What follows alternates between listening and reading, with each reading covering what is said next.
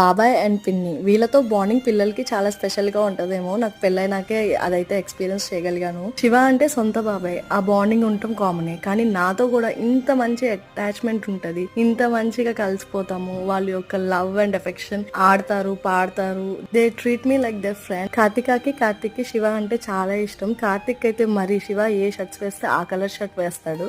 ఈ వీడియో చేయడానికి రీజన్ ఏంటంటే ఇవాళ ఫాదర్స్ డే కదా, సో నైట్ 12 కి శివాకి కాల్ చేశారంట. నేనైతే పడుకుని పోయాను. సో మార్నింగ్ లేచి వాట్సాప్ చూడంగానే శివాకి ఒక వీడియో చేసి పంపించారు. నాకైతే కళ్ళంపడి నీళ్ళు వచ్చినాయి.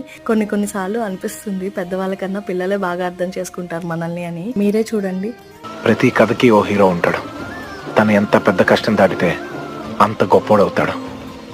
నా కథకి నువ్వే హీరో నాన్న. Proud to be son of